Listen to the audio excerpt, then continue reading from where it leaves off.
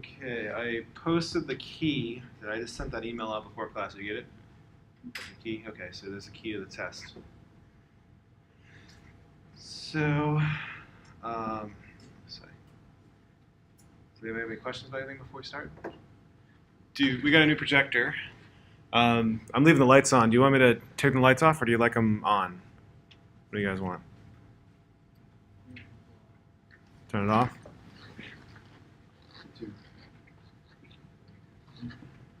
It's kind of dark right now. Okay. Or do you want it back on? I don't know. I'm trying to be whatever helps your experience better. I can see just fine right here on my iPad. Okay, so today's Monday. Long weekend of not doing chemistry. What we're at was we're studying thermodynamics, and we started off by doing the first law. Then we went into defining enthalpy, delta H, and that's the heat of reaction. It's internal energy plus pressure times the volume, and if pressure is constant, then the energy, the enthalpy change is equal to the heat of reaction. It's just all the stuff, all the energy of the reaction goes into heat. So we did a couple questions with that, defining enthalpy and with stoichiometry, and now we're going to talk about enthalpy itself. So it's a little fuzzy here, but let me read it. If the chemical equation is multiplied by some factor, then delta H reaction is multiplied by the same factor. So that makes sense. So if you can go 30 miles on a gallon of gas, if you go 2 gallons of gas, you can go 60 miles. If you have half a gallon of gas, you can go 15 miles, right? So energy is proportional with that. If the chemical equation is reversed, delta H reaction changes sign. So in photosynthesis, the amount of energy it takes to make sugar is equal to the amount of energy you get when you burn sugar. So equal opposite there. So delta H changes sign in reverse reaction. And the last one is also known as Hess's law. The chemical equation can be expressed by a sum of a series of steps. Then the delta H reaction for the overall equation is the sum of the heats of reactions for each step. So for instance, here, if you have A plus 2B forms species C, and then species C reacts to form 2D. If you are decomposed, I guess it would be decomposition reaction. The overall reaction would be adding them, and the C's would cancel, and you would get A plus 2B makes 2D, and it's just the sum of those two heats of reaction. So I'm going to do an example problem like this. But does anybody have any questions about these relationships before we move on? No. Okay. So let's do Hess's law, and I'm the odd one. I like Hess's law because I see these as puzzles. I like puzzles. I think puzzles are fun.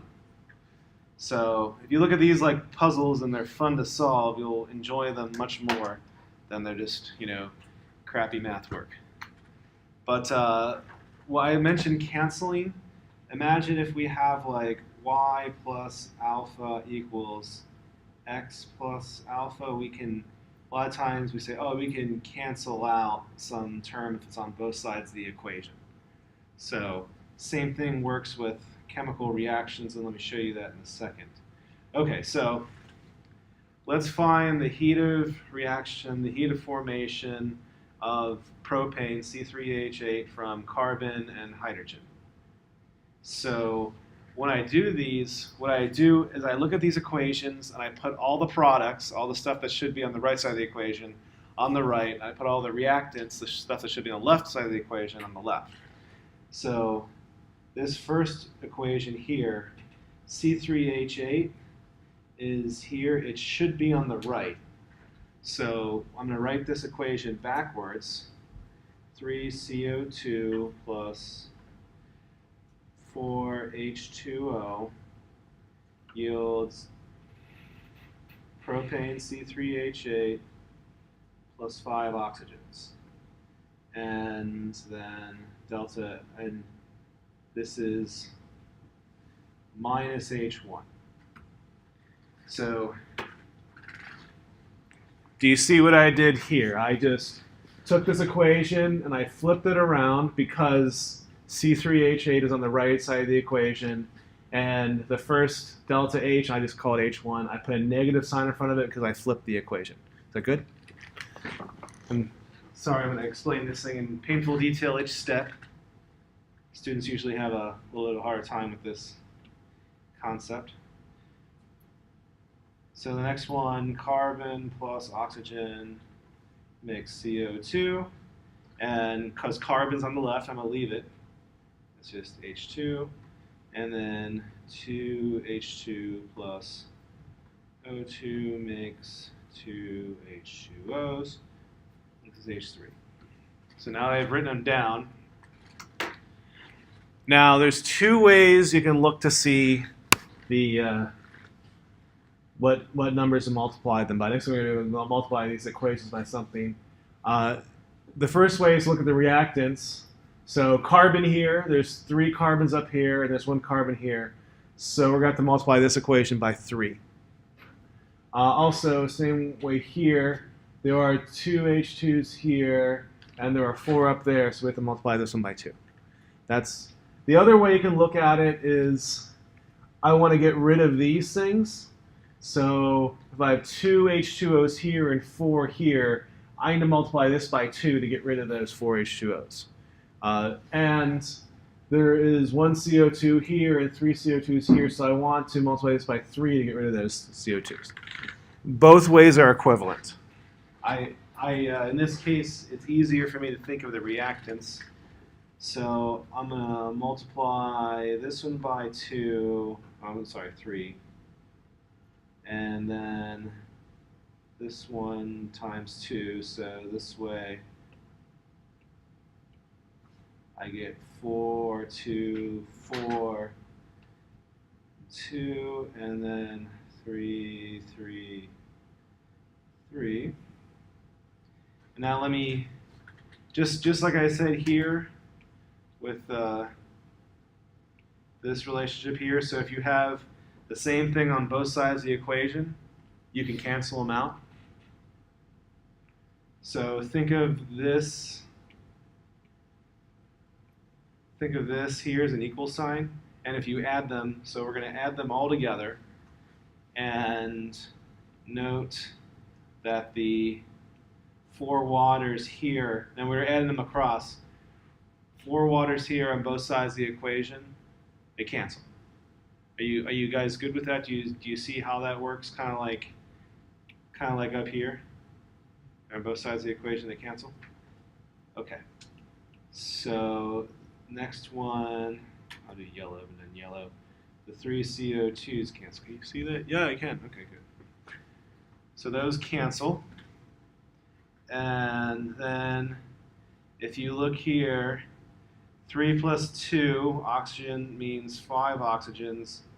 And then these cancel at these 5 oxygens, like that. And if you write that all up, you get 3C plus 4H2 yields C3H8. And the heats of reaction are minus H1 plus 3H2 plus 2H3, like so. And now the last thing you gotta do is just put in the numbers. So minus 2043 plus 3 times 393.5 plus 2 times minus 483.6. Oh, forgot the minus sign here. Minus sign here. And let's go ahead and do that. Oh wait, I didn't even put it in there. 20. I almost put minus minus. I'll probably get an error if I put that in the calculator. 3 times 393.5 minus 2 times 83.6 minus 104.7 minus 104.7 kilojoules per mole reaction is what the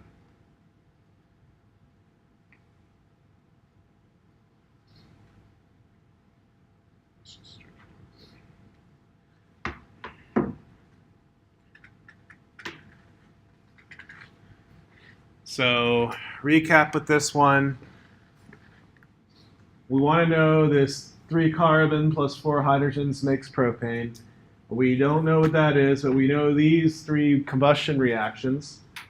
And so we work this out by putting all the reactants on the left, products on the right. So the first equation we flip because the product is on the right, and in doing so, flipping it, we have to multiply the H by -1. So you've changed the sign. For the middle equation here, multiply by 3 to get the 3 carbons, or get rid of 3 CO2s. In the bottom equation here, multiply by 2, as denoted by the 3 and 2 there. We add up the heats then, and then we cancel out the intermediates, and we get the heat of reaction to be opposite of the first term, plus 3 times the second, plus 2 times the third, and then overall minus 104.7 kilojoules per mole. Questions with this one?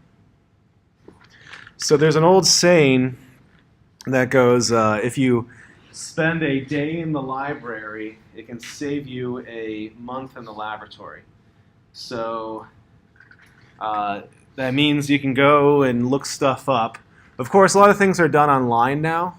There are many places you still have to look through and find books with these data in them. It's getting more and more online. You might still have to go to a library or a school because you can get in through the portal to the journal articles, or you can use your sign-in. You probably have. Has anyone ever looked through journals articles for any class? So some have, some haven't. Right, you have to use the library's portal. Right, you can't just go at home. They're trying to make you pay for memberships and that kind of stuff. So, but if you were to do this on your own, now remind you, this is academia and we're training you. If you actually had to go, like if you were working as an engineer and you had to figure out what the energy of a reaction was, if you couldn't find it, you could try to use Hess's law, but you would have to figure out which equations to use yourself. For this class, you'll be given the equations. So, but if you have to go and do this on your own, you won't be given that. Okay, so this next, it's to have you figured out. This is the equation you need. We want to know the heat of reaction for this reaction right here. N2O plus NO2 makes 3NO. What is the delta H of that? We don't know, but we know these 3 things. 2NO plus O2 makes NO2, or 2NO2. And the heat of reaction for that, I denote H1 is written there, minus 113.1 kilojoules per mole reaction. N2 plus O2 makes 2NO, and 2NO2 decomposing into 2 nitrogens and an oxygen. So using those 3 equations on the bottom, tell me what the heat of reaction for the top equation is. And I will come around and help you.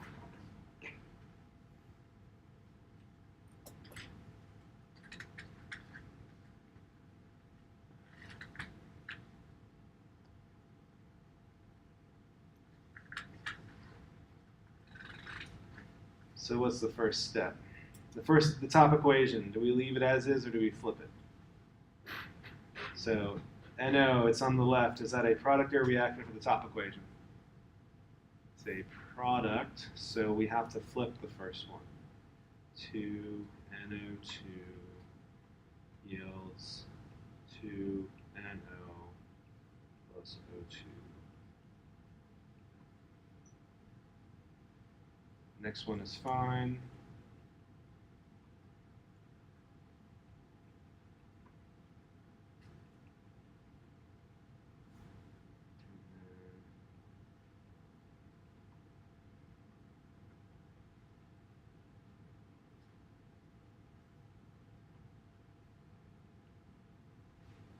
So now, got to figure out what to multiply it by.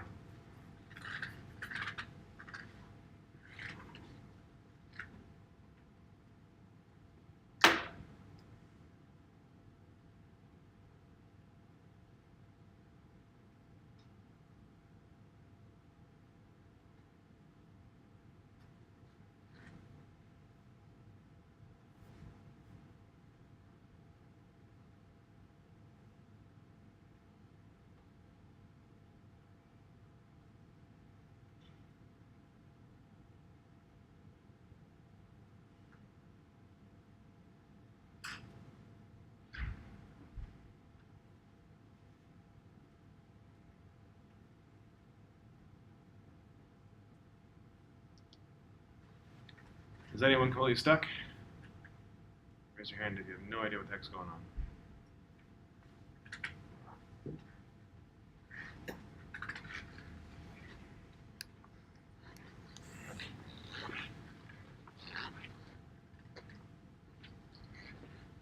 Shoes are so squeaky. You start to say, well, that's what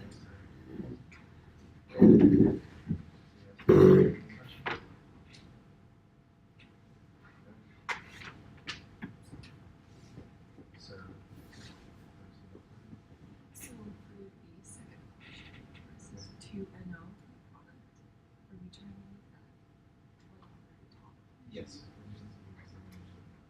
Okay, so we're trying to make it a 3. Yeah.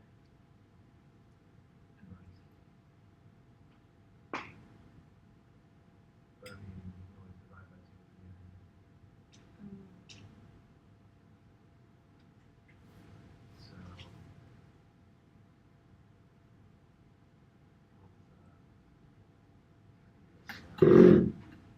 like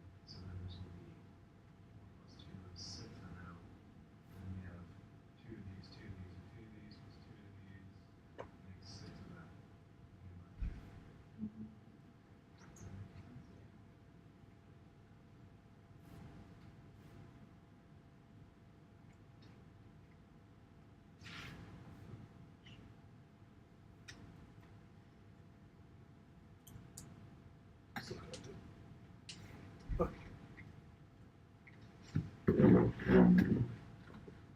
of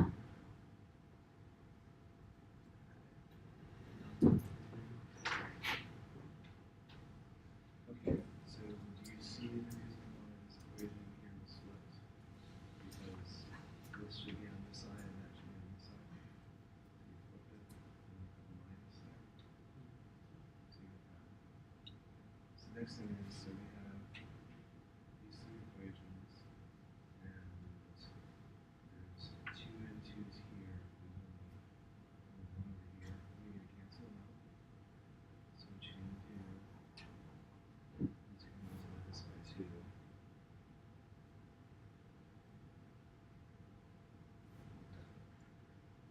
Okay. And now the n2's will cancel. This 202's will cancel these 202's.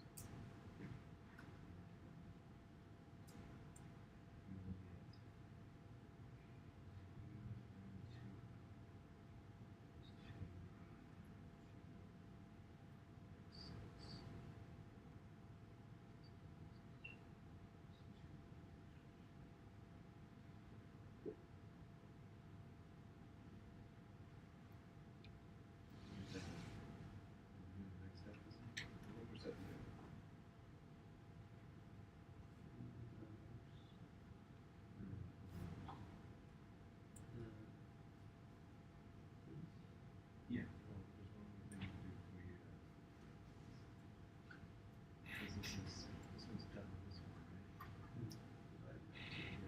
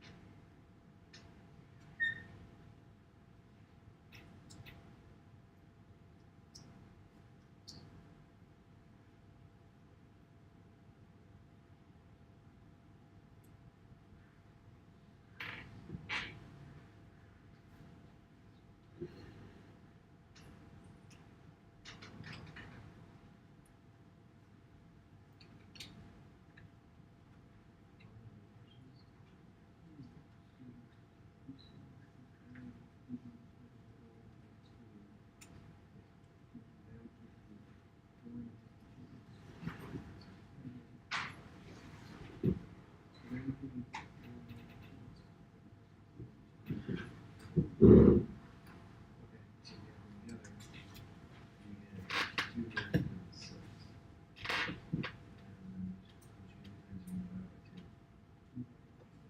So if you take this 1 by 2, you have together, the n2's cancel, the 2 o'two's cancel.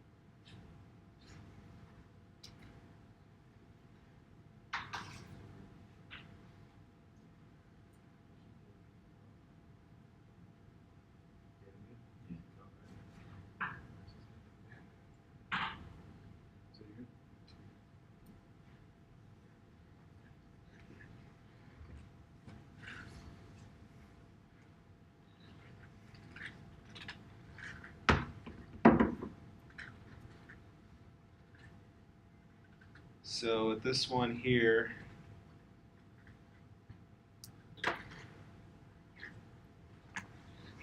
we have N2O plus NO2 makes 3NO, and we're given these equations. So the first one we have to flip because NO2 on the right should be on the left, and NO is on the left, it should be on the right. So we flip this one, note the minus sign there, and middle one, bottom one, right as is. In this case, it's easier to see getting rid of the intermediates. So there's 2 N2s here, so we have to multiply the middle one by 2 to get rid of the 2 N2s there, and then 2, well, over here, I should say.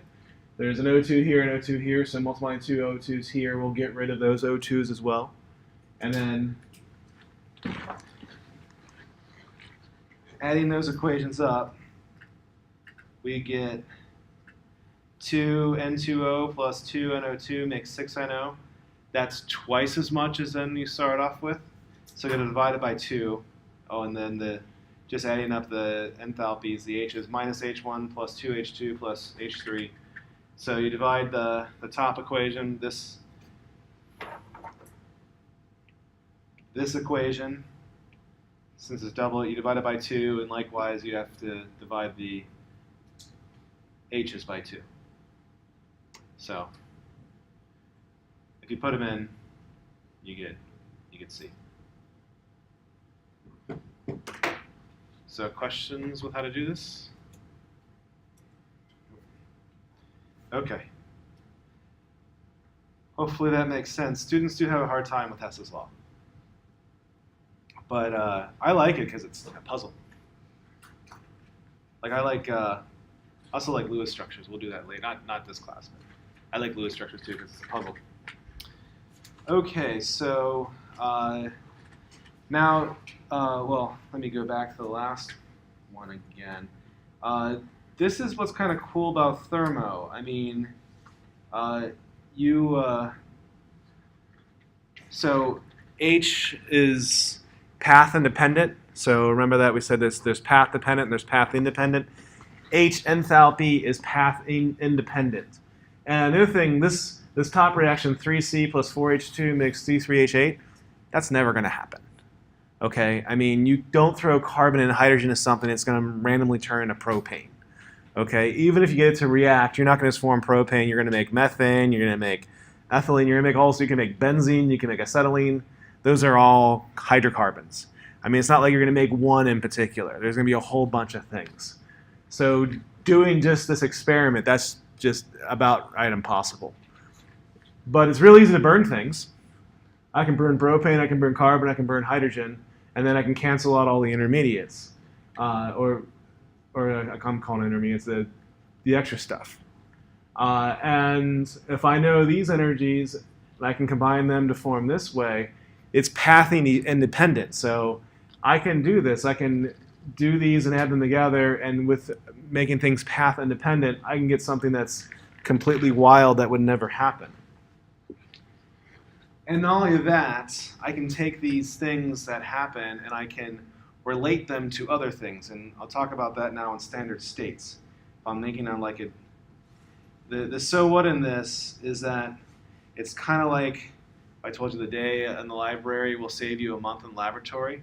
This is like when you have a smart friend and you copy his or her homework. Someone's already done all the work and oh, I can just copy that. Or if I got a little bit like, oh, the teacher assigned me something that's a little bit different, the numbers change. Well, if I have the smart kid's work, I can figure it out and then change the numbers. So that's what the standard state is. Someone's done all the hard work for you, and now you can just change the numbers under a different condition, and you don't have to do any more work than that. So, and also combined with the fact that enthalpy H and also E, we talked about E. We haven't talked about G, free energy, or S, entropy yet. Also Helmholtz free energy outside of this course. Those are all state functions. You can use thermo and the path independent of them to do the same, apply the same equations, and it'll always work out. So makes thermo really easy and very useful in that regards. But so students tend to like this stuff. Okay, so standard states, as I told you, we pick things and we relate everything to them. And there's a bit of history with this. The standard states we have, these are the United States standard states. Ever since the fall of the Soviet Union in 1991, we've been collaborating scientifically with the Russian Federation, and most notably with the International Space Station. It turned out Russia had different standard states than we did. And what did we do? To be quite honest with you, I think the Russians one made more sense. We in the United States have the standard pressure at 1 atmosphere. Their standard pressure is 1 bar. That's so an atmosphere is 101.3 kilopascals. A bar is 100 kilopascals. So 100,000 pascals is equal to a pressure of 1 bar, and that was their standard state. Ours is an atmosphere. It's the average pressure of the atmosphere. I think theirs makes more sense, but with good old American politics, we just we strong-armed them and they changed their standard states to ours, basically. So our standards, the United States standard states, are now the world standard states.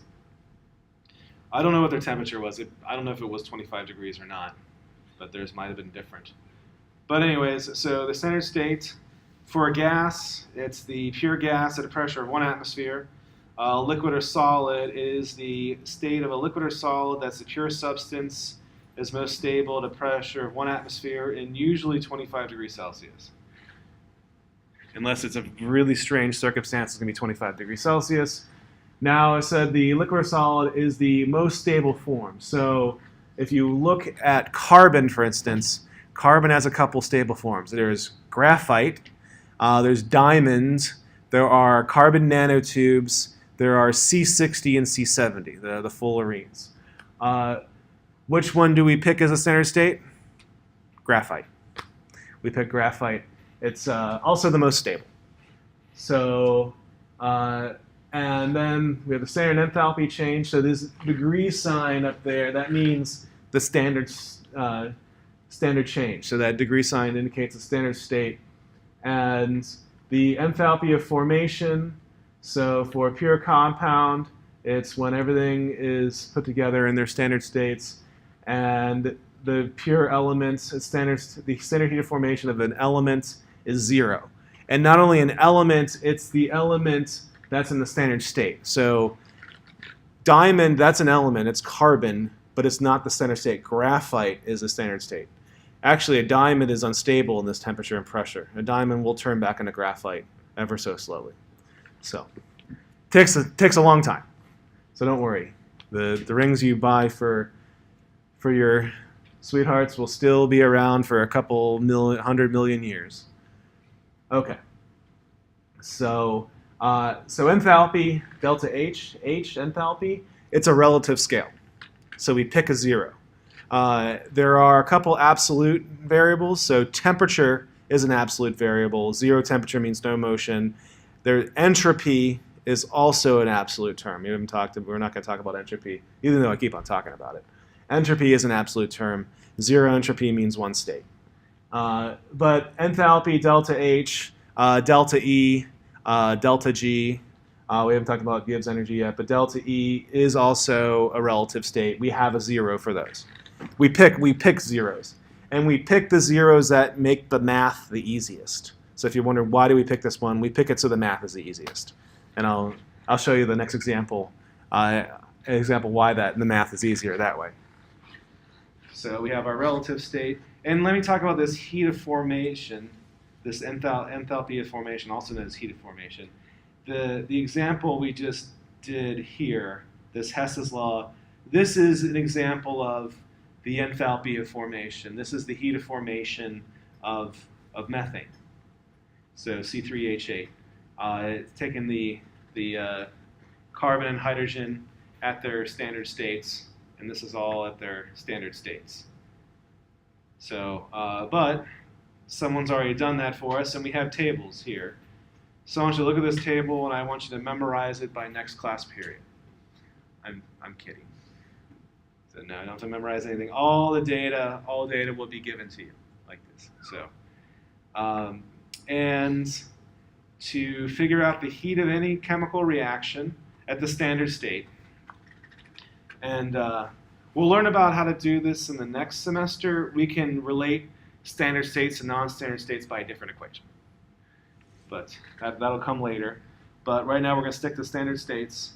The heat of reaction for a standard state is equal to the sum of the moles of the products times the heat of formation of the products minus the sum of the moles of reactants, heat of formation of reactants. And this sigma term, if you've never seen the sigma term, it's just like this equation up here. So this is the sum of 1 to 5 inverse 1 over n, inverse number, inverse n. And so that's 1 over 1 plus 1 over 2. So going to be counting 1 to 5. 1, 1 over 2, 1 over 3, 1 over 4, 1 over 5. So this is the Riemann sum. It's also called the Riemann sum, the sigma, sometimes called the sigma. That's the math term. If you ever, I'm using the math terminology there. That's one thing about chemistry. We use symbols in various different disciplines as well. Have you ever seen this before? The sigma is a sum. So some of you have. If you see capital pi, so this is capital sigma. Capital pi is on the top. Lowercase pi has a little tilde on it. That's the 3.14159. That's the circumference divided by the diameter number. Capital pi is a geometric series. So capital pi 1 over n is this 1 over 1 times 1 over 2. Whereas the sigma sum is the plus. That one is the multiplication. So that's also known as a geometric series. This can also be referred to as an arithmetic series. That's more of a math term. Okay, but let's apply this equation This delta H0 reaction is the sum of the moles of products, heats of formation of products, minus moles of reactants, heat of formation of reactants, to this equation. Use the standard enthalpies of formation to determine delta H0 reaction for this reaction. 4 ammonias plus 5 oxygens makes 4 NOs plus 6 waters. Now, so let's do the products first. So 4 times the heat of formation of NO plus 6 times the heat of formation of water gas minus quantity 4 times the heat of formation of ammonia plus 5 times the heat of formation of oxygen. So this is how to apply the equation. The products, the right side, this is the products, and there are 4 here. 4, that's the N of P. Heat of formation NO, so 4 times heat of formation NO, 6 times heat of formation of water, and I normally don't always put the states there, but water, there's 2 states, one for liquid, one for gas. So make sure that you put the gas one in here. And then for the reactants, 4 times the heat of formation of ammonia, and 5 times the heat of formation of oxygen there. Does everyone see how I've laid this out? Okay. Now here's the easy part. Is any of these an element? Yes, there's one. Oxygen. That's 0.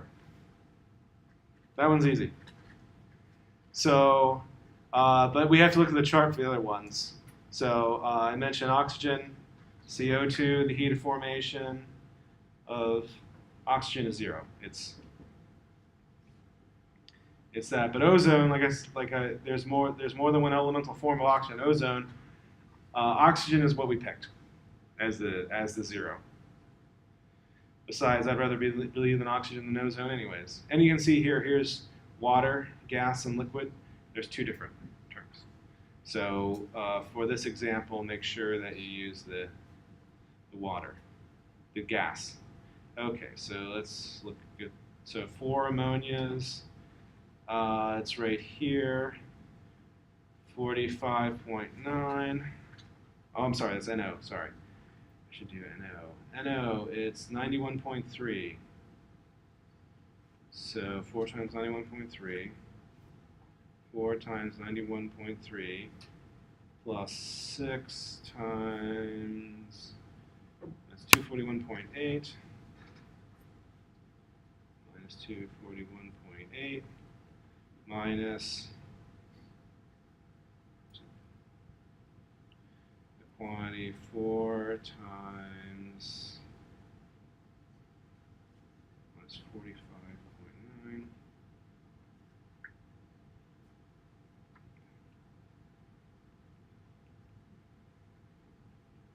plus 0.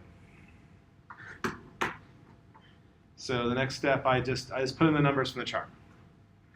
And then you put this in your calculator, and I'll go ahead and put in mine. I know I did this before. I know it's minus 902.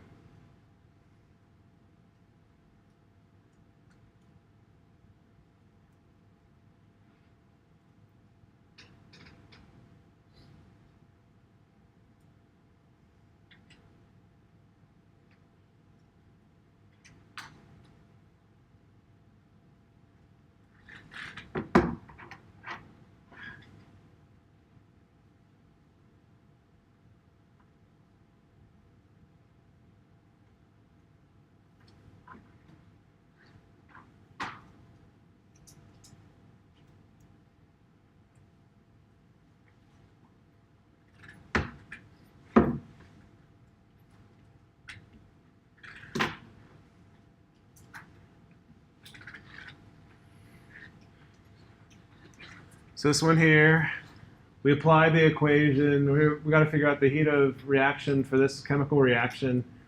So we use the sum of the number of moles of products, heat of formation of products, minus the sum of the moles of the reactants, heat of formation of reactants. So reactants are on the left, products on the right. So the right side here, 4 heat of formation NO, 6 heat of formation water in the gaseous phase, minus 4 times heat of formation of ammonia. Looking at getting the numbers from the data from the charts, we get minus 902 kilojoules per mole reaction. So, make sense? Questions with this one?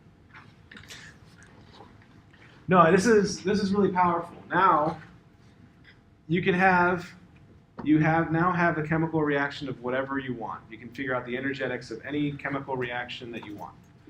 And later on, you can get all the equilibrium relationships with that too. You can learn that next semester. So if you want to know how much energy is involved in burning diamonds, you can have it. If you want to know the energy that's involved in turning carbon into diamonds, it's right here. It's 1.88 kilojoules per mole. So that means if you put 1.88 kilojoules per mole into carbon, it can turn into diamond. Well, yes, but it's all mechanical force. So it doesn't work with heat-wise. That's doesn't seem like it's that much, but it's hard to make diamonds. Well, it's hard to make big diamonds. It's easy to make small diamonds. They make that by It's easy to make diamonds by taking they just take graphite and they have like a cone, like it looks like a tip of a bullet, and they explode something and it hammers down into the graphite, and you can make industrial diamonds that way. You can make gemstone diamonds the same way. The problem is that the synthetic gemstone diamonds are all yellow. So they're yellow because of nitrogen gas. Because gemstones colors usually come from impurities of some sort. For yellow diamonds, it's because of nitrogen gas. So it depends. It's not uniform across. So sapphire, for instance, blue sapphires come from iron and titanium impurities, and red sapphires come from chromium impurities. But there's lots of colors for sapphires. Diamonds, I only know yellow from the synthetic diamonds. But actually, De Beers is in trouble. It's because of our generation. I'm kind of happy about this. Us millennials are not buying diamonds. So, and it's a good thing too, because they're not worth anything. It's only, we think that we only place the value on it. I mean, gold's valuable because it doesn't corrode. I mean, there's some value. And platinum is more abundant than gold. It's also more expensive, but it's also extremely useful, right? So there's actually value in those metals. But diamonds, they're hard. They're really hard. But other than that, I mean, a synthetic diamond has no value that's better or worse than a natural diamond. And we are figuring that out, and we're not paying money for them. So, haha, De Beers. Okay. All right, so here's this equation. Has anyone heard of the Hindenburg before? So some people have, some people haven't. Can I see a picture of the Hindenburg? I couldn't find any matches in your photos live. So this is a Zeppelin that exploded. And the reason why it exploded, well, there's a few reasons. The Hindenburg itself was made of aluminum, and they had some paint on there that had iron oxide in it. And that, combined with static discharge, created what's called the thermite reaction, which I wrote on before. The thermite reaction is aluminum metal reacts with iron oxide in a very exothermic reaction. It makes liquid iron, in fact, or I guess it can make solid iron too, but it's very, very exothermic. And the Zeppelins in Germany, back in the 1920s or so, they had hydrogen inside of them. So we in the United States, we tend to use helium in our blimps. And why didn't they use helium? It's because the United States, we hoarded all of the world's supply of helium. And it was actually a strategic move. So back in World War I, the Germans had the U-boats, the submarines. They called them U-boats. And if you had a flotilla of Navy ships and a submarine could come and they could shoot a torpedo and sink some of the ships, and then the submarine would just, or the U-boat I should say, would just dive down and wait for the flotilla. The flotilla might drop a few depth charges, but they would need to keep on going and take their cargo to the Allies. What they started doing is they started having blimps follow the flotillas. So if a submarine or a U-boat attacked them, the blimp would follow the submarine. And because the submarines are not very fast, the blimp could just sit there and wait for the submarine. And they eventually had to surface because they were electrical and they ran off of diesel. It was a diesel power generator. Like, have you ever seen the movie U-571 or Das Boot? You ever seen those? They have a diesel power generator that recharged the batteries, but they had the surface to do that. And so the blimp would wait until the submarine surfaced, and then they would drop bombs on it and sink it. So that's one thing that U-boats looked for. They would try to, how they get around, they would strike at night. That's one thing. And if there was daytime and there was a blimp, they wouldn't attack because they knew that the blimp would kill them. So, because it's much easier to hit something on the bottom of the surface than of the depth charge, because you can go too deep or too shallow with a depth charge. So Germany didn't have helium, and they wanted to have Zeppelins, blimps, so they used hydrogen. And problem with hydrogen, it's explosive. So the thermite reaction by static discharge, just like when you go like this and you scuffle your feet, you touch the door handle, you get a shock. Same thing happened in the Zeppelin. It built up a static charge. At least this is what the court determined. This is the static charge from the air, and it discharged and ignited the thermite reaction, which then ignited the hydrogen inside the Zeppelin. So, and I can show you that chemical reaction here. So here's iron here. So there's aluminum and iron oxide. It's mixed together.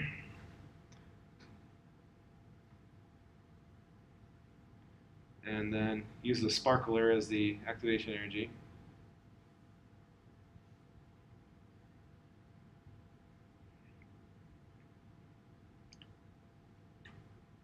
It's very, very exothermic, as you can see.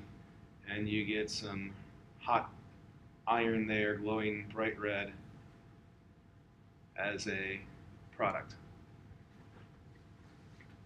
So it's a very, very energetic reaction. They use it, there's some weaponized forms of it for grenades. So if you want to destroy an enemy tank or something, you can use a thermite grenade to melt through it. So you can, especially harmful like on a tank with the primary gun. So with the main battery gun on that, you can throw a thermite grenade in there. That thing's not going to work anymore. So even worse if you throw one in and then they try to use the gun, then the round will explode inside the barrel and blow up the tank in general. So okay. All right. So with this in mind, what is the heat of reaction for the thermite reaction, as written here? Aluminum and iron are elements, so they are 0. Their heat of formation is 0. So what is the heat of formation for this chemical reaction? I'm sorry, the heat of reaction for the thermite reaction, as written. And I'm saying as written because you can also have liquid iron, but I'm trying to make it easier.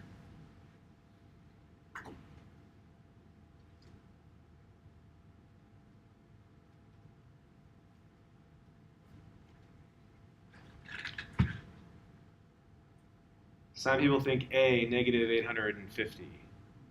I think B, positive 850. Let me think C, negative 2500. Let me think D, positive 2500. So what is the product? So which one is iron Fe2O3 a product, or is Al2O3 a product? The product is on the right. So the product is minus 1675.7. That's the product minus the reactant. Right? So what is minus 1600 minus 800? So minus 1600 plus 800 is minus 800. Right? So it's that one. Questions with this? This is making sense? Okay, awesome. Students tend to like thermo. Does it make sense? Now we're at quantum. Ha, I love quantum. So has anyone ever heard of Schrodinger's cat before? Yeah. So, you ever played this game where they say like, oh, you know, if you could if you had lunch with 4 people, dead or alive, who would it be? I don't know if I'd pick Schrodinger, but maybe if I could pick a scientist in the past to be a friend, it would probably be Schrodinger would be at the top of the list. There are some scientists that apparently are just really, really good speakers. Like you probably heard of Neil deGrasse Tyson. He's a really good speaker. Schrodinger, he was a really good speaker, and he has an electrifying voice. So I heard him. He's dead, of course, but I heard him speak. There was a video of him at the Nobel Museum in Stockholm, in Sweden. He won the Nobel Prize, and his voice is just so electrifying. I don't know how to describe it. It's just a very electrifying voice. And when he was saying, he was very kind too. Michael Faraday, another British guy, he was very kind as well. So, and I mean, there's plenty of jerks. Henry Ford, total jerk, including to his son. Well, he wasn't a scientist, he was more of a businessman / engineer. Thomas Edison, total jerk. Apparently, Thomas Edison had halitosis as well, bad breath. So, Haber, first one to deploy chemical weapons in World War I, total jerk. Heisenberg, another person, total jerk. I wouldn't want to meet them, but Schrodinger, definitely would like to meet him. He'd be a fun friend to have. But Schrodinger was a physicist, and he was really into waves. So he was the world's expert in waves, and he went to a conference, and they were trying to figure out the energy levels of a hydrogen atom. And they didn't make any sense, the energy levels on a hydrogen atom. But he left the conference and thought about it for a weekend, as legend said, and apparently went off with a mistress as well. So he had a muse with him. And from that, he figured out his wave equation, at least the hydrogen atom's solution for the wave equation, and which we'll talk about later in this chapter. And he solved pretty much everything that needed to be solved for the hydrogen atom and its energy levels. So, but it frustrated him as he learned more about electrons and about light, more electrons. So electrons, which we'll learn, have both particle and wave-like behavior. If you want an electron to act like a wave, and if you try to see if it acts like a wave, it will act like a wave. If you want an electron to act like a particle, it will act like a particle. So this frustrated Schrodinger, and he said, it's kind of like if I had a cat in a box, and inside this box was a contraption, if you see here, this hammer, that it was a 50-50 chance. If I open up the box, either nothing will happen, or the box will hit a vial and some poison gas will be released and it'll kill a cat. But I won't know until I open the box whether or not this machine is engaged. And if I close the box, it'll be reset. So I could open the box like, oh, kitty, oh, dead cat, oh, live kitty kind of thing. But only by the act of me probing it do I have that. So what happens, though, when the box is closed? Is the cat alive or dead? And it's kind of both. And we have that in quantum mechanics. That's called a superposition. So you can have an electron. We haven't learned all about them yet. Electrons can either be spin up. It has magnetic field pointed in one direction, or it can be spin down. But it can also be both. It's called a superposition.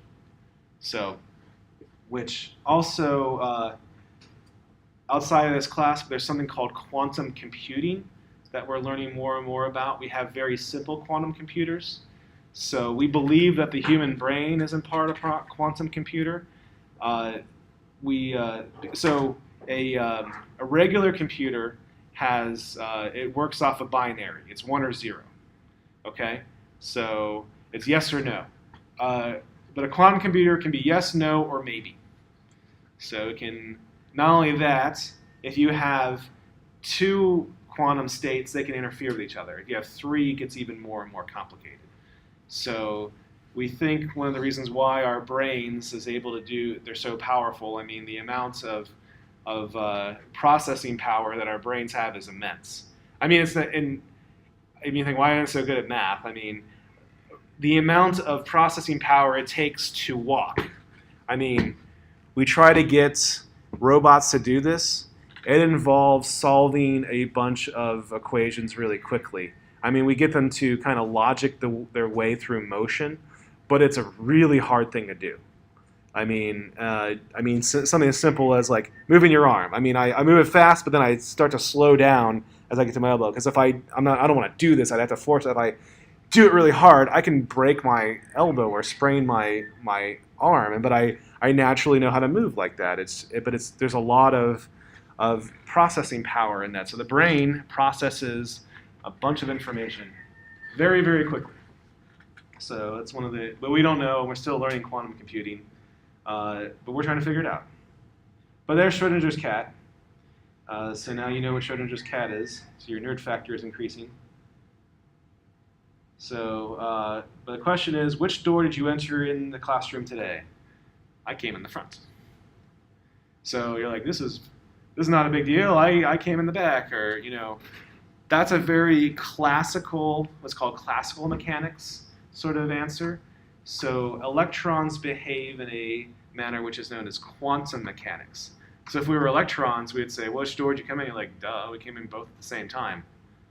So I'm like a wave. I can go through. A wave can go through 2 slots in the wall. I can come in through both doors. If there's a hole in the window, I can come through that too. I can come through all 3 at the same time. So electrons can be in many different places at once. They don't necessarily have to be in one spot. Like for me, I'm here or I'm here. And I'm also, you can see me move from here to here. So I'm in one spot and I move around. That's a classical physics. So a quantum world is different. Now there are 2 models that describe physics right now. I've already mentioned quantum mechanics. The other one is general relativity. So general relativity can be used to explain motion of planets, for instance. It's similar to Newtonian physics, and it encompasses all of Newtonian physics, but it accounts for some things that Newtonian physics cannot explain. So general relativity explains very well all the phenomena on the big scale, and quantum explains very well everything on the small scale. The thing is, we cannot start with protons, neutrons, and electrons, and then come up with the orbit of the moon. That's one thing we cannot do. So we don't have that ability in physics yet. There are a couple of competing theories right now. The most notable one is string theory. So string theory can combine everything together.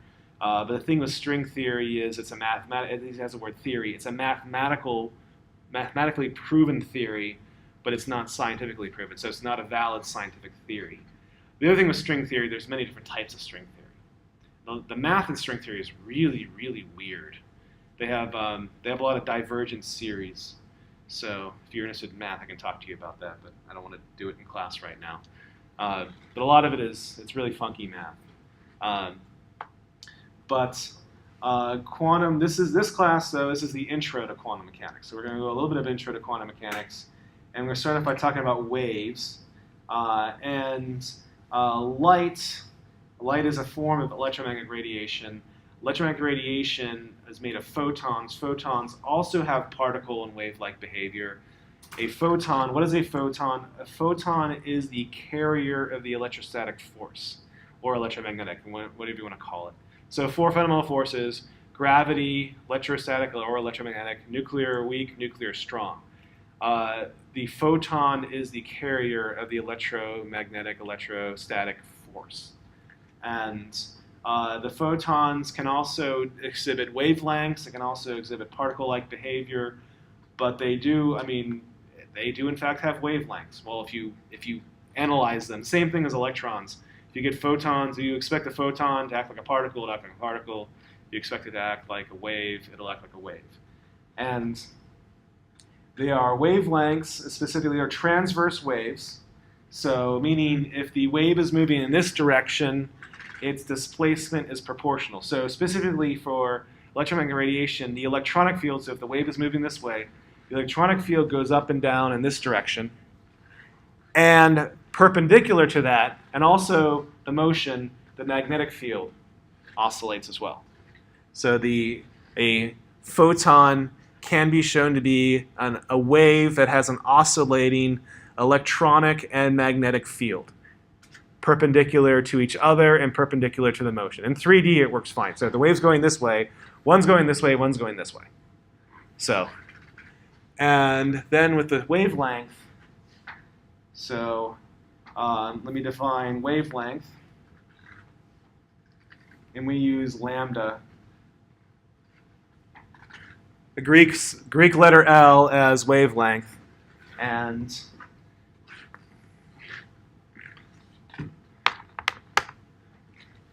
wavelength, there's a couple ways you can look at it. You can go from crest to crest. You can go from trough. So the top part is called the crest. The bottom part is the trough. You can go from the trough to trough, the same wavelength. You can also do it from the start here. This was also the wavelength. So whatever one you want to go, as long as you come back to the same point, the top, bottom, or the start to start in that. And then, so the wavelength is how long the wave is, and the amplitude is how high the wave is. So in radio stations, you have AM and FM. AM stands for amplitude modulation. The amplitude of the wave goes up and down. FM means frequency modulation. The frequency changes. That's how the signal is carried, AM versus FM. So AM is also a little bit fuzzier. I prefer FM. That and there's cooler stuff on FM anyways. Okay, so, this is considered to be physics common sense, but the wavelength times the frequency is equal to speed. This is true for all waves, so not just light. And I say light, I mean electromagnetic radiation in general. So, frequency means how often you do something. So if per unit time. So if someone asks you, like, what is your eating frequency per day? My eating frequency is typically, usually 3 times. At least I'll admit to, because I snack too. But we'll stick with 3 now that I'm being recorded on YouTube. My eating frequency is 3 times per day. Breakfast, lunch, and dinner 3 times per day. So that's a frequency. So a wave, so let's compare it to wave and wavelength. Let's say I have waves going through an area, and the wavelength of the wave is 1 meter. So we have a wave that's 1 meter going through a spot, and I get 10 waves a second coming through here. How fast is this moving? Well, if I have a wave that's a length of 1 meter and it's moving 10 times per second, the waves coming through in this direction is a speed of 10 meters a second, right? So if each wave is a meter long and there's 10 of them a second, that means that the waves are moving at 10 meters a second. Does that make sense? I mean, that's common sense, if you will, physics-wise. So the wavelength times frequency is speed. for light and other electromagnetic radiation, the wavelength times the frequency is equal to the speed of light. And the speed of light is 3 times 10 to the 8 meters per second. That's 300,000 kilometers a second, or about 186,000 miles a second. So light moves very quickly. Not a very big surprise. We learned in chemistry class today that light is fast. Okay, and let's talk about special relativity real fast. Speed is distance divided by time, so like miles per hour speed. Distance, miles divided by time, hour, miles per hour. So the thing with special relativity is that the question is, what's constant? And so special relativity says the speed of light cannot be changed. So let's talk about something else. Let's say I'm in a car. Okay, I'm in a car and I'm going at 55 miles an hour. Okay, and I'm in the back seat of my car and my brother's in the front seat of the car. And let's say I throw a baseball to my brother at 20 miles an hour in the car towards my brother. Okay, my brother catches it. So for us sitting in the car, I'm throwing a baseball at 20 miles per hour. My father, say he's on the side of the road, and he's watching me throw the baseball. He'll see that baseball move at 75 miles an hour. Because the car is moving at 55, and I'm throwing it forward, it's the speed of the car plus the speed of the baseball. So that's 2 different reference frames. From my father, who's on the ground, on solid ground on Earth, we'll see it at 75 miles an hour. My brother and I, depending on our position, we'll see it at 20 miles an hour. The velocity is either positive or negative 20 miles an hour, right? So depending on where you're at, it changes. What if I'm in the car and I turn on the flashlight? So I point the flashlight toward my brother. I'm like, all right, I'm going to test the speed of light and blind you. You know, haha, you know, kind of thing. That's something I'd do. That'd be good to do to my brother, right? So does that mean that the light in the car is moving 55 miles an hour plus the speed of light? And Einstein said no. The speed of light doesn't change, the distance doesn't change, time changes. So as you are moving, your time slows down. So that the way you experience time slows down. So that's, if you ever wonder how, that's how relativity works. Simply put. And we're still arguing some things over relativity. My wife went to a conference and we were talking about some of the things that she saw there. They were talking about if you have 2 planets that are moving, or if you have a stationary or a relatively stationary object and something is moving away, like so, if you're observing if you're on the planet observing the rocket moving away, it's moving away at some speed. But also, if you're on the rocket and you're observing the planet seems like it's moving away at a certain speed. And you're like, well, how does relativity work with that? It's if you turn around. Apparently, it's when the rocket turns around and comes back. It's the slowing down and turning around. That's when a lot of the relativity comes into play. But then again, the timing. If you ever hear the astronauts, like if you've heard recordings of astronauts talking, it seems like they're talking like this. It seems like they're a little slower. They're not really slower talking. Their time is slowed down.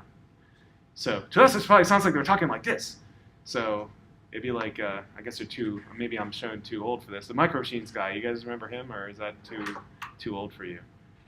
You ever heard the Micro Machine guy? All right. Something from my youth. We had this guy talk fast. Anyways, I'm just old. The point of that story is I'm old. Okay, in a non-relativistic sort of way. All right, but let me go back to talking about waves. So I mentioned before that we have speed of light is the wavelength times the frequency. And I hate this about chemistry. Physics uses L for wavelength and it uses F for frequency. Chemistry uses L, lambda, that's okay. It's Greek L, but nu, that funny looking V thing, that's nu, that's frequency. We should use F. Anyways, so different colors. So we're going to learn this next class, but red light has a longer wavelength. So red light has a longer wavelength, and violet has a shorter wavelength. And let's say that you are caught in a storm, and you can have which is going to be more destructive, and that's a boat. I guess that's like kind of like a raft or something like that. But let's say you have a raft, and you have a series of waves coming. Which is going to destroy the raft faster? Is it the top one with the red light kind of thing, or is it the bottom one with the violet kind of thing? The bottom, yeah. You can just intuitively see higher frequency radiation has higher energy. So more frequency means more energy. So when we talk about photons, which we'll get to next class, that the low energy, long wavelength things like radio waves don't have very much energy, and then X-rays and gamma rays that have high frequency are much more destructive. So, all right, this is where the last class ended, and this is where I'm going to stop. So, does anybody have any questions about anything? Okay, I will see you then on Wednesday.